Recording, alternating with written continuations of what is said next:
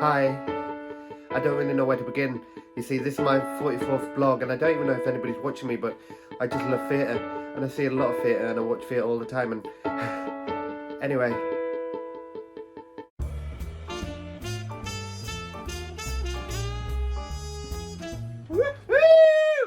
Welcome to vlog 44. So you might have noticed I've got a new t-shirt. What do you think? Now I just want to get serious for 1 second.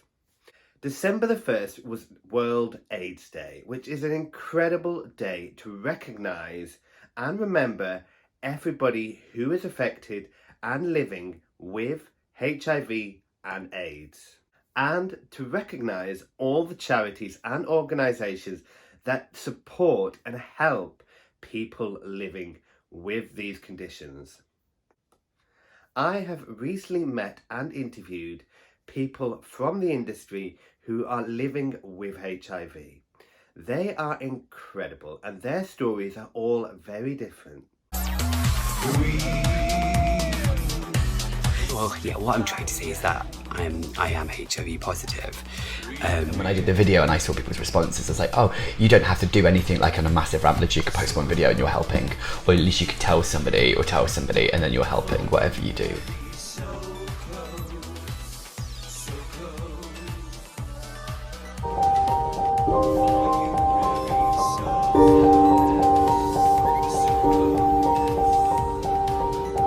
Because I didn't have the knowledge, it was a big pool of fear. I had no reason that person would be me. I had never thought that I would ever be HIV positive. I'm really proud of what I've done now, but the fight continues. And over the next few weeks, I will be uploading their stories onto my YouTube channel. Now these are really, really important stories and I'm really, really proud of the interviews that I've made. So I would really love it if you get a chance to watch them and to talk about them and to share them. But most of all, just listen to them. Listen to the stories, hear what people have got to say and start your own conversations. If you have questions, ask somebody, talk to people.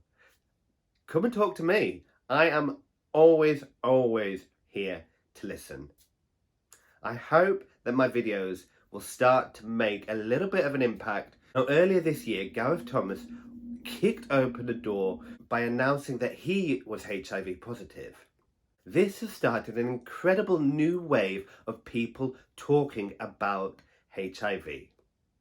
And it needs to continue. So please, please watch my videos and start the conversation. Thank you. Right, now back to my week. Starting on Monday, I was at the Boulevard Theatre for Ghost Quartet. Isn't that a nice programme? Very snazzy.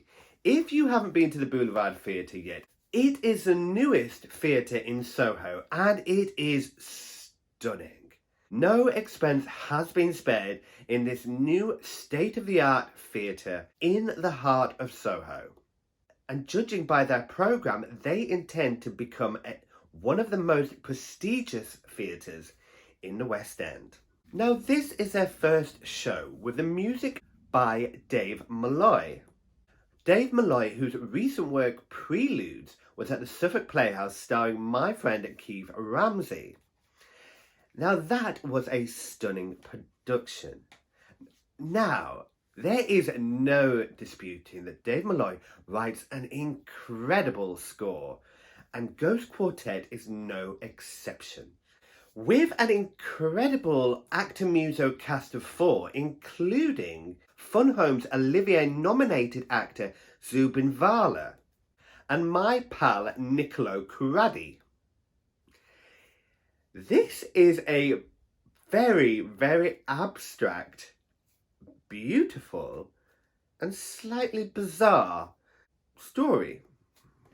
It is quite surreal and I'll be honest, I had no idea what was going on. which, to be honest, was a shame, because it really inhibited you being able to engage with the emotional content of the piece, because I was genuinely unable to respond. And I really wanted to be able to respond. The music is stunning. And like I say, I just think it's Dave Malloy's downfall that he doesn't collaborate with somebody to write the book. It's his technique and his very unique style. And it's certainly alluring. But I just think it prohibits the piece being fully formed. Anyway, it definitely was a bold choice by the Boulevard Theatre to stage this as their first show. And whether it paid off, I don't know. Audiences have been very slim, but that might also be down to the fact that they haven't really done much marketing for the new theatre. Nobody really knows it's there yet. And whether this is intentional because they want a soft launch, I don't know. But it is a shame to these incredibly fine actors who are doing a superb job. And the piece is lovely, but like I say, just a bit too alternative. Who knows? Maybe it'll catch on. It is playing until the 4th of January, so if you fancy checking out this beautiful new theatre, definitely go down and pay them a visit. You even get a free shot of whiskey. Although I didn't. They left me out. On Tuesday afternoon, I was at Her Majesty's Theatre, where the Phantom of the Opera is currently still playing in its 59th year.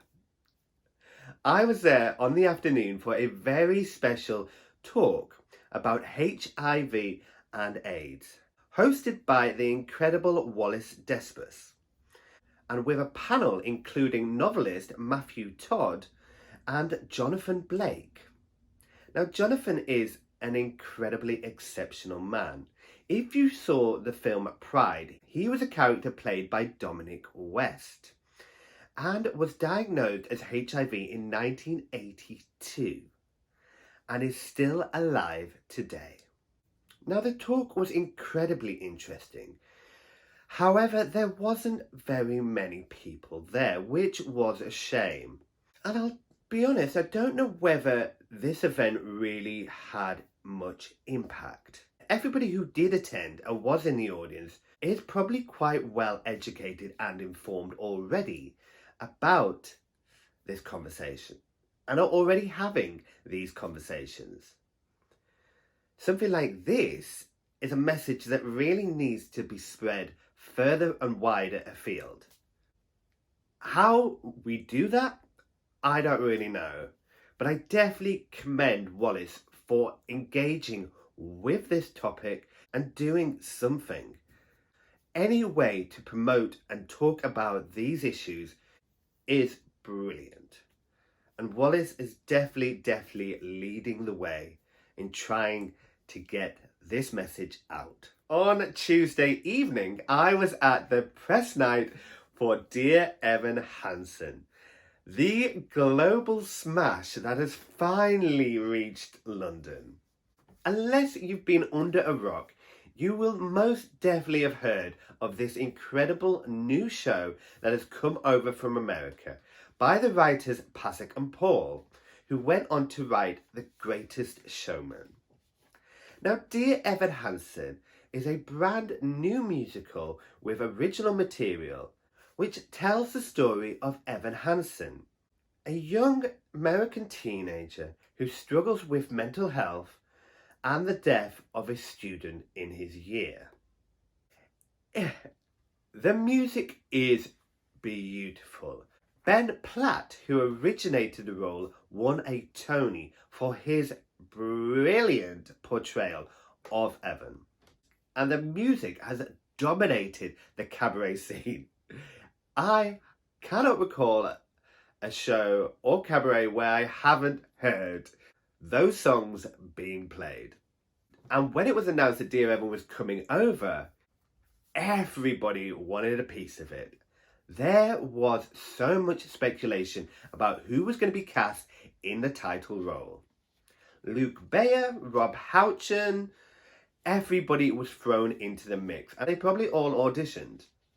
But the part was finally given to brand new graduate Sam Tutty from Italia Conti.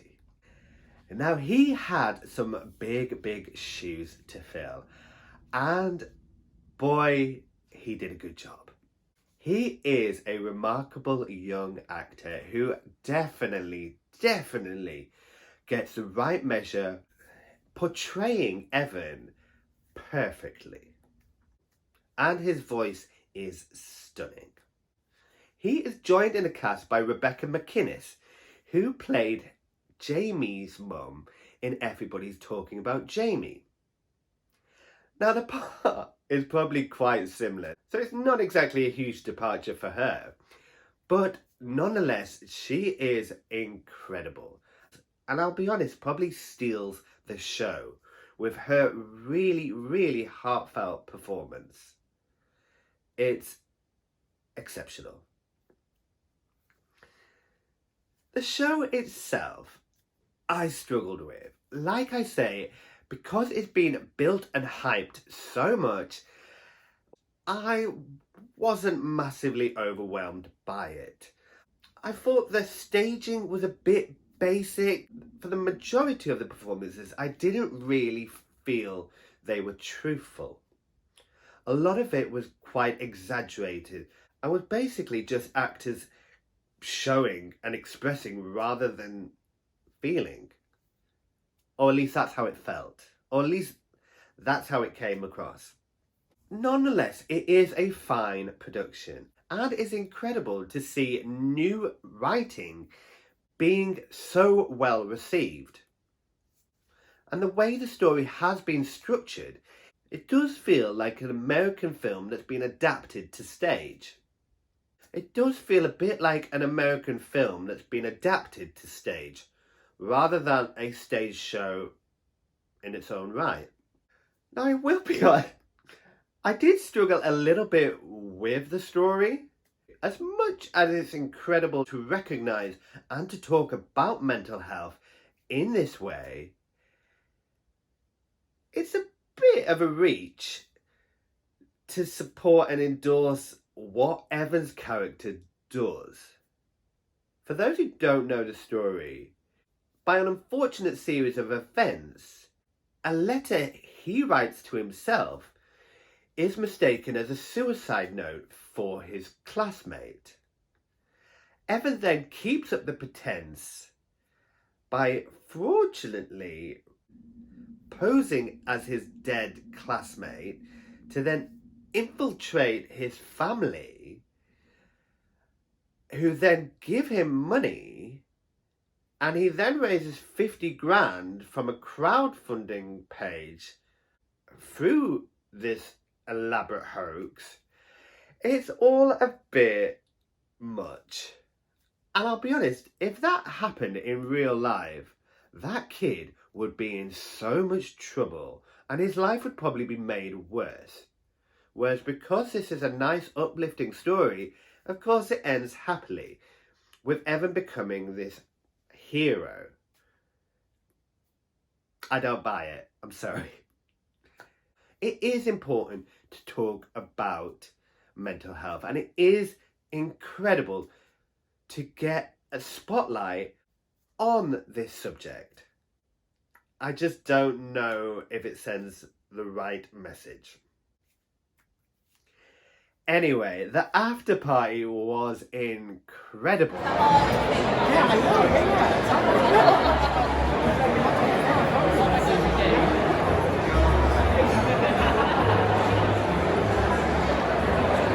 They had so much beautiful food, including an ice cream parlour and an entire dessert stand, which I was loving.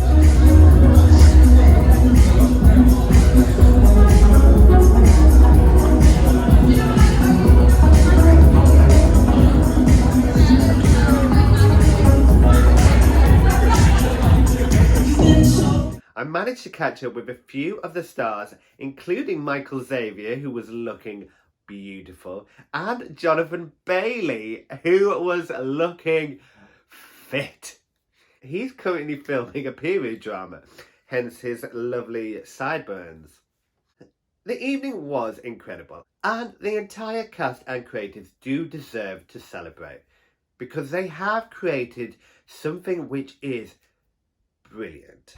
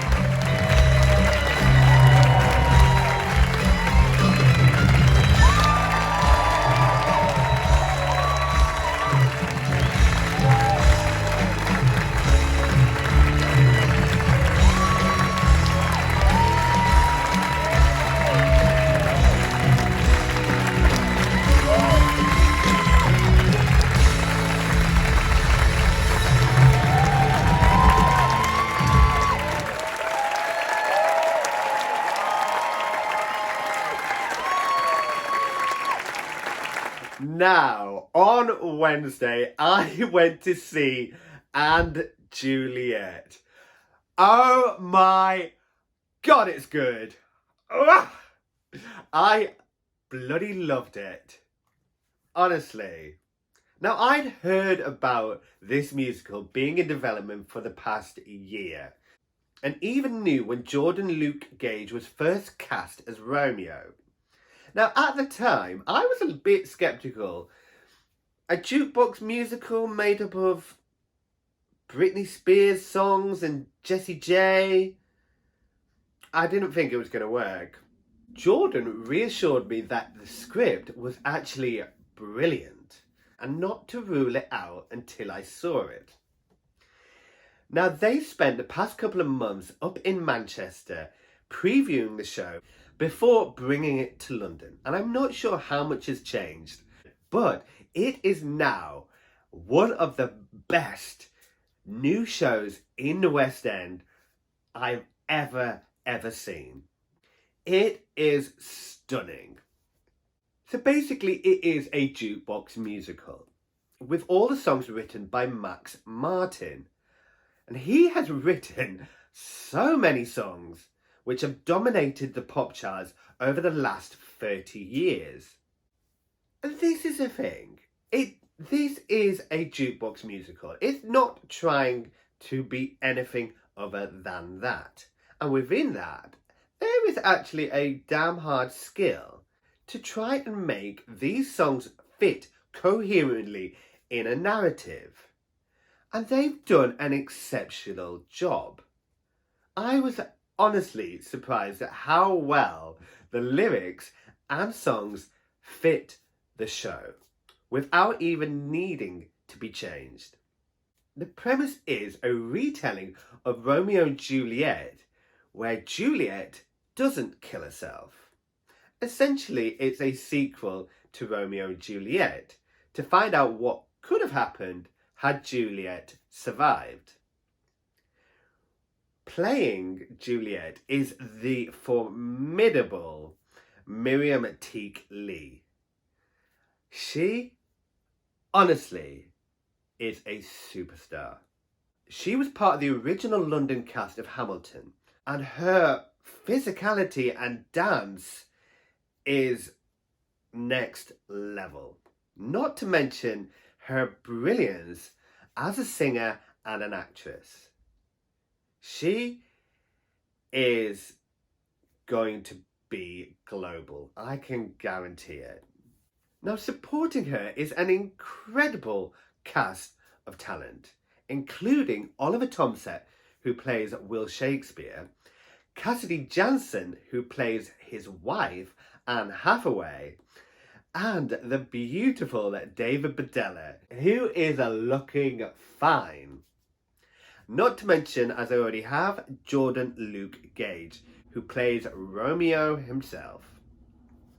The ensemble are ridiculously talented. And this is such a lively, uplifting, banging show. Honestly, it's just hit after hit. Brilliant. Everything down to the costume, the design, the set, the very innovative and clever storytelling, which empowers women.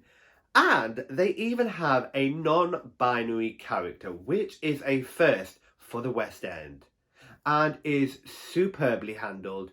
It is so well thought out and portrayed. I honestly just can't stop talking about it.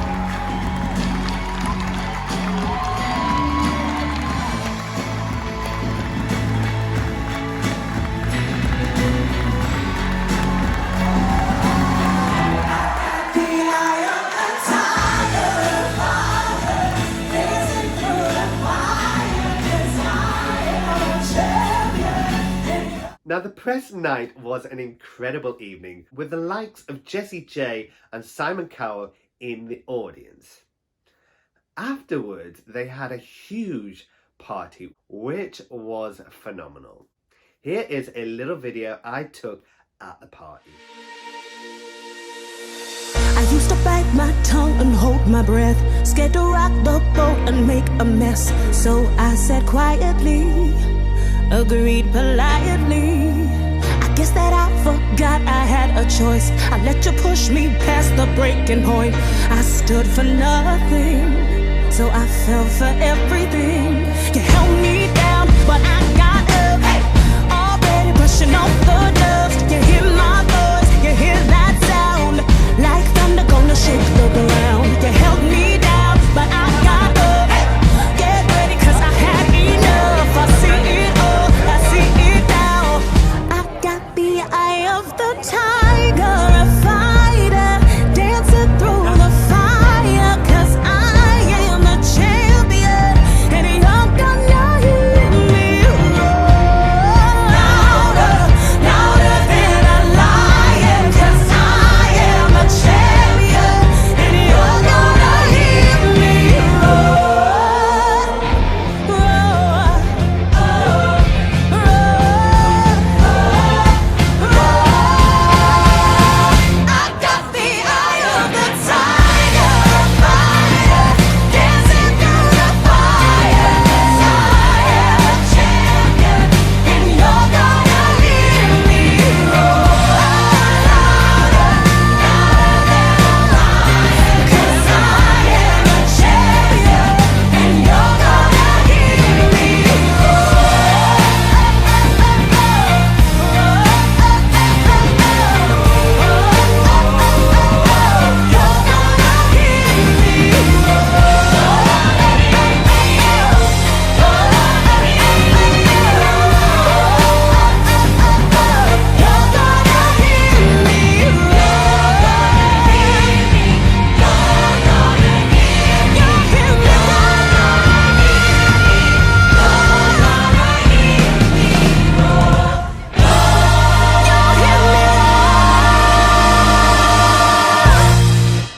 Now, I'll be honest, I'm not sure how well this show will do. There is no doubting that this show will appeal to a younger generation. And that in itself is why shows like this need to be made. This is the evolution of theatre. Bringing in younger generation and a younger audience will keep theatre going. But at the moment, theatre is dominated by an older generation who, let's face it, can afford to go and see shows, and they probably won't really engage with this. The night I saw it, an elderly couple who was sat in front of me got up and left during the first song. Granted, it might not be their taste, it might have been a bit too loud, I don't know. Next to them were two young girls wearing Hansen Juliet t-shirts who had obviously been to see it a few times and keep coming back. So, I don't know. Hopefully, if people keep coming back, the show could do well.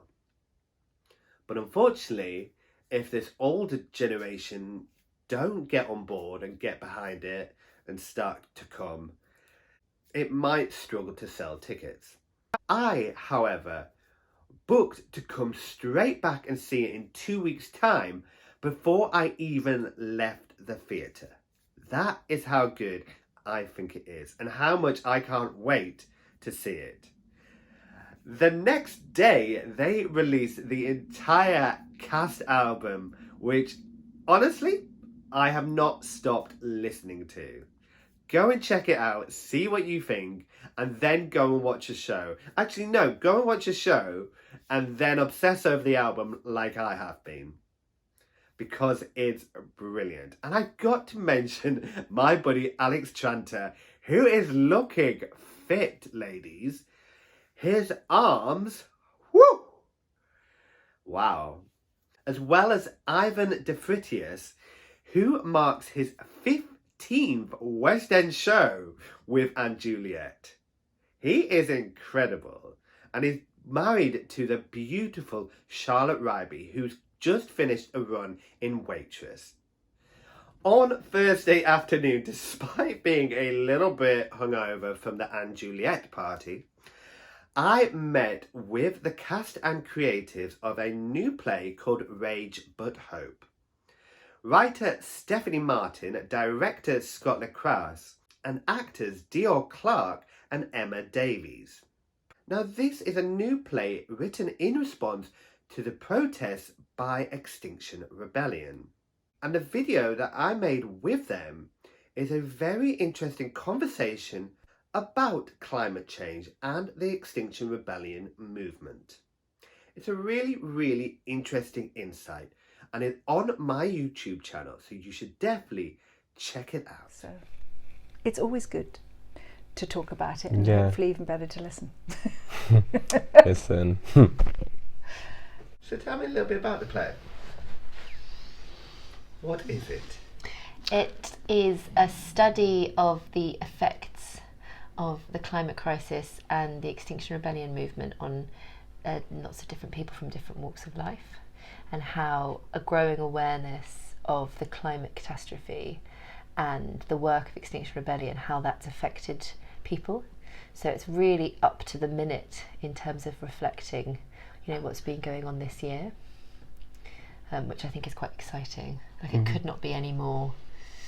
Things almost, some of the script has changed a lot almost day by day when new news stories or things have happened. You know, it's really about what's happening sort of yesterday, today, tomorrow. It's really immediate. And the stories are very human. They're very it's about how people actually really feel about what is happening, and it's not just facts. It's about kind of how it's affected their relationships with other people, and it's about what they're doing to make a difference. Yeah, it's a very human story. It's just a very, very human story, and it really it shows how the climate crisis is individually affecting people. On Thursday evening, I was at Above the Stag to see Stop Kiss, a new lesbian play. Now, this is a breath of fresh air. I have always struggled with Above the Stag, who promote themselves as the only British theatre to only produce LGBTQ plus work. Now within that, there is some discrepancy. Of the work that Above the Stag until now has continued to produce has generally been about gay men. There is little, if any, work which relates to trans people or lesbians. Now, it's fair to say that Peter Bull had a very narrow vision, but he also had a very strong business model. He knew how to cater for his audience and for his market, which was generally gay men. Now, when people challenged Peter, why are you not catering for lesbian or trans audiences? His argument was, they just don't come. To which I would argue, well, if you start putting work on that represents them, then they might come. It was a continuing battle that Peter Bull faced and was never prepared to tackle. And when the brand new state-of-the-art theatre was opened in Vauxhall, they had the facility not only with the main theatre, but now a subsequent smaller studio space, which allowed for more experimental work. And they did, to his credit, program a play called The Penetrative Play, which had a lesbian storyline. But that was as far as they went. Other than that, they then reverted back to stories with a gay content. That has all changed. Peter Bull is now out, and Andrew Beckett is the new artistic director. And Andrew promises to readdress this discrepancy and ensure that more varied work is produced at Above the Stag, including more stories with a lesbian content. And he has enlisted the brilliant producer Kylie Vilcins. Kylie was, for many years, Paul Taylor Mill's right-hand woman and produced some of his best work with him. Kylie has then recently worked with MT Youth and has now come to Above the Stag to give it a much needed kick up the arse. And I can't wait to see what Kylie brings to Above the Stag. Now, unfortunately, with Stop Kiss, as much as I support and endorse Kylie, I struggled with this play. Written in 1998, it tells the story of two women who were attacked when they were caught kissing in a park. Astonishingly, it sounds like it could have been written as a response to a similar attack which took place earlier this year on a public bus, where two women were attacked quite violently whilst making their way home together. Now, this story unfortunately does feel, although still relevant, does feel dated. The dialogue isn't very good, and it does feel like they've literally just plucked this play and put it on because of its content and because it ticks the boxes.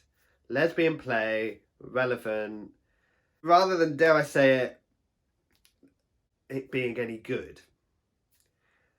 And although what I do commend when I walked into the audience, although I will, like I say, commend their efforts, it was brilliant the night that I went to see a new audience coming to Above the Stag, which, understandably, was made up of lesbian women. And this is brilliant. This is needed. and with stories that have universal appeal that we can all enjoy together. Unfortunately, this story just didn't quite hit the mark. And even a lesbian couple who was sat right in front of me left halfway through, which was awkward. Like I say, I am not going to write it off though, because Kylie is an incredible producer and she knows what she's doing. And I am confident that she has some more tricks up her sleeves. I'm just sorry that this was the first offering, because it just didn't quite satisfy. But there are brilliant new works being made every day. Even in Edinburgh earlier this summer, I saw a brilliant play called You Have a Match, which had a lesbian character. It was funny, it was clever, it was only 2 actresses, so easy to produce. And in fact, I might get onto the Stag and tell him to put it on. I really look forward to seeing what Andrew Beckett and his team will start to produce in 2020. Later on Thursday evening, I was back at the Boulevard Theatre for another finale cabaret. This time it was Nathaniel Morrison's. Nathaniel Morrison is an incredible performer who has not stopped working since he graduated from Mountview several years ago. He is currently in Waitress and is the most incredible singer. He was also part of All Together Now on the BBC and is the man behind the formidable West End Gospel Choir. I got to chat to him earlier in the week about the show and about his career. The one-man show that I put together is called Songs in the Key of Nate, which is obviously a nod to Stevie Wonder's album Songs in the Key of Life, because as you know, I adore Stevie Wonder. Like, he's my musical godfather. I've not met him, but if anyone can hook that up. But you played him, haven't you? I've played him. I've played him several times. Yeah, that was, as I said, that's my first gig out of school. Yeah. Unfortunately for Nathaniel, he didn't get a huge turnout on Thursday evening, which might be down to the fact that it is a new theatre and they haven't really pushed the marketing yet. And perhaps the time slot doesn't work. I'm not sure whether people want to pay to see a cabaret at 10:30 on a Thursday evening. Who knows? It's something that at least the Boulevard Theatre are trying out with this series of cabarets. You do have on Monday evenings a chance to see West End performers for completely free at Freedom Bar. And similarly, on a Thursday evening at the Hospital Club, they used to run the Birdcage, which was completely free. I don't know whether Boulevard Theatre would have been better off giving out free tickets and making money from people buying drinks. At least that way they can guarantee they will bring in an audience. As it was, Nathaniel sadly only had about 10 people in his audience. But that did not faze him. He is the constant professional and put on a show like no other for that small audience who absolutely loved it. And he was joined by Bok himself, Idriss Kargbo. Here are a few songs from the evening. Sometimes I still see her, my Nana, the dreamer. She'd say nothing's impossible, child.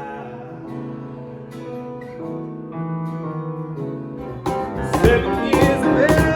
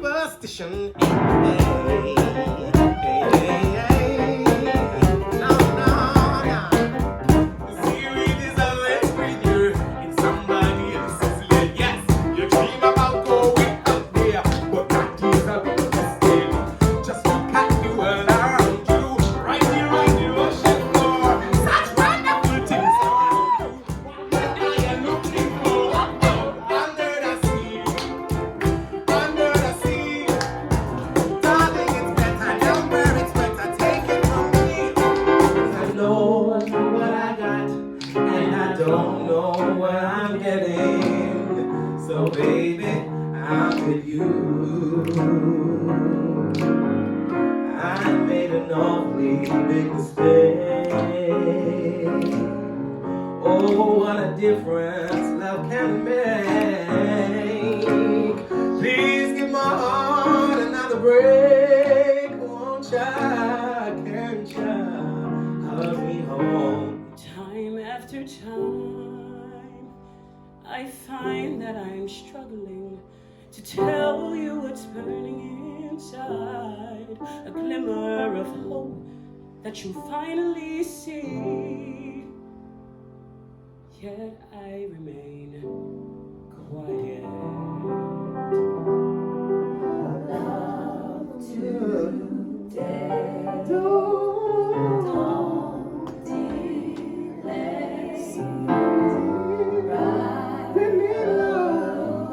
Time like this when hate is going round. I hate hate, and it's going round and it's trying to break many hearts. So stop it please before it's gone too far. What the world needs now is love.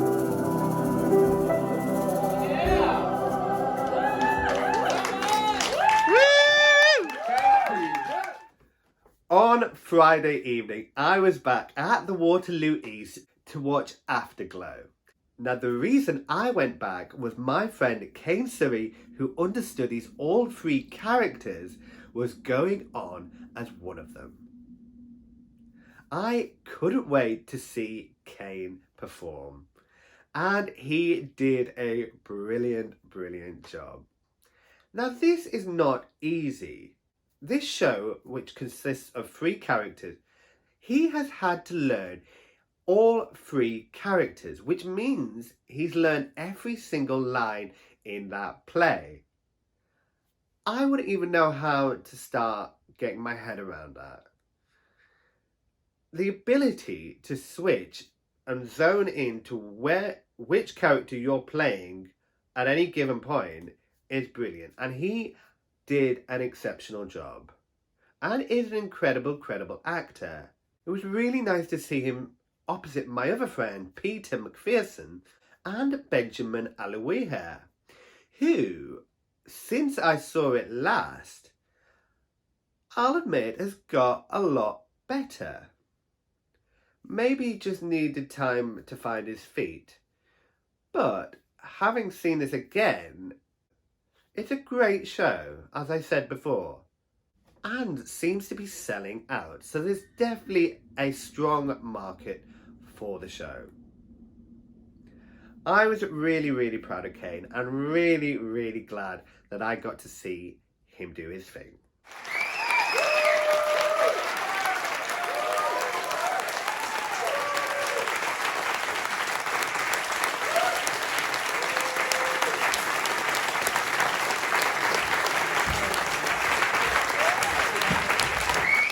On Saturday evening, I finally got a chance to catch The Green Fairy at the Union Theatre. Now, this is a brand new musical with the book, music and lyrics by Jack Sane, who also directs and produces the show. You know what I'm going to say? Don't try and do it all! Honestly. It was pitched as a new lesbian fairy tale, although it feels a bit of a cop-out, if I'm honest. The lesbian character in question is possibly better described as bisexual, as most of her storyline relates to her ex-husband and her daughter, rather than her lesbian lover. The story is very sketchy and very underdeveloped. Now, this show has been workshopped and put on before the King's Head Theatre, but it feels to me that they've then rushed to get it produced and put onto the stage again within 6 months. And something like this could probably have benefited with a little bit more time and care to really work it out. As well as that, I think they should have just, as I keep saying, collaborate. Don't try and do it all. The music alone was pretty nice, but bring somebody else in to help with the book, or a different director to give it a different insight. Collaboration is key. And I think anybody who believes they can do it all themselves is just kidding themselves and restricting themselves. Now back to the show itself. The music was okay. It didn't blow me away. It felt very much like a concept album, with the songs not necessarily driving the narrative, which again is probably down to nobody telling him. Julie Atherton does an exemplary job of making the best of what she's given. She is an incredible comedic actress. This show, which tackles alcoholism, did show a deeper side to her acting, which I've always known as there. Joining Julie are an incredible actor muso cast who all do a very good job. They're just not given much to work with. David Perkins, who I saw in The Boys, I have to say, The Boys were very easy on the eye. David Perkins, who I saw in Bridges of Madison County, and Harry Fabulous Brown, who I saw in The Band when it was on tour, are both gorgeous and do a very good job. The girls are very talented as well. And generally, all the actors are brilliant. I just don't think it was a very good show. Sorry. Like I say, the fact that it was marketed as this rousing queer show about the Green Fairy, the set looked beautiful, with dangling bottles hanging from the ceiling. But the costumes were a bit... And I would have liked to have seen the Green Fairy in something a bit more dazzling. I'll be honest. Even I've got a better Green Fairy costume. Just saying. It's one of these shows where I came away saying, oh, well, good for them for giving it a go and putting work out there and making things happen. But then as a friend corrected me, you shouldn't applaud people just for giving it a go.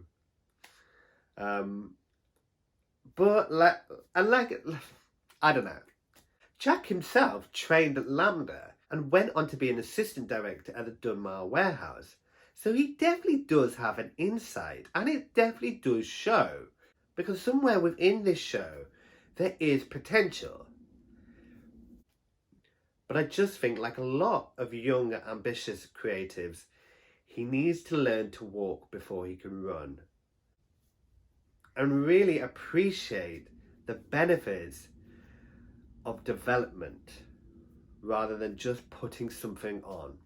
I'm not going to write him off though. I will definitely look out for their work again and hopefully see some progress. Now on Sunday I was at the lavish Evening Standard Awards. Now in its 65th year, this was the first time the ceremony was hosted by an actress of colour, in the form of Kush Jumbo, who won an Evening Standard Award herself 5 years ago. At an incredible expense, all the seats were taken out of the stalls in the Coliseum to be replaced by tables and chairs. And all the nominees and specially invited guests were treated to a lavish 3-course meal before the ceremony started. The upper circle was then made up of other guests, including myself, press and specially invited students to come and in their attempt in the evening standards attempt to fully involve everybody. Also, as part of the evening, Sam Tutty performed Waving Through a Window from Dear Evan, and the cast of Hansen Juliet performed Raw. I've learned to slam on the brake before I even turn the key, before I make the mistake, before I lead with the worst of me. Give them no reason to stare, no slipping up if you slip away. So I got nothing to share, no, I got nothing to say. Step out of the sun if you can get down. Step out of the sun because you've learned. On the outside, always looking in well. Never be more than I've always been, cause I'm tapping on the glass. I'm wearing through a window. I try to sleep, but nobody can hear. So I wait around for an answer to appear while I watching people pass. I'm wearing through a window. Can anybody see? Is anybody waving back at me?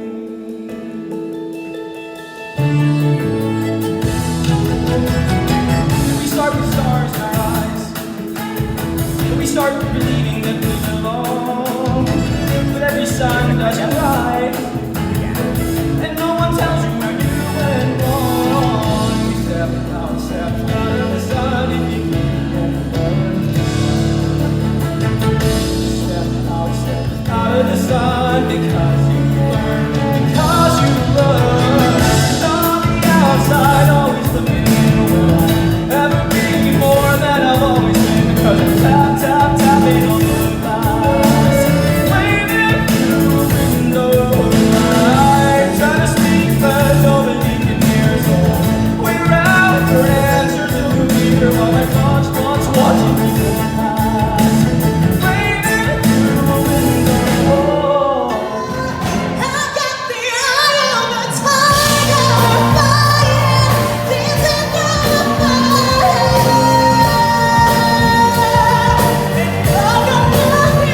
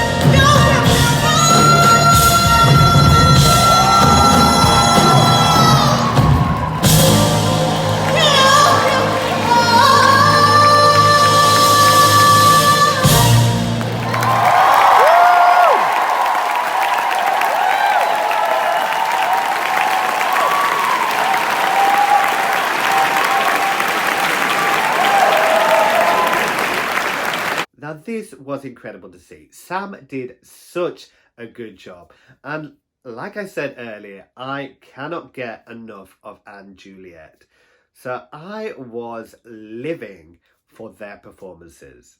Sir Ian McKellen also won a Special Editors Award in recognition of his tour and made this speech after accepting it. And here is part of the speech he made after collecting the award. When I started going to the theatre myself as a boy, things were very different. The United Kingdom, having just come through the Second World War, had established the Arts Council, a symbol of post-war recovery. Government saw the theatre, music, dance and drama as a crucial part of what defined us as a nation.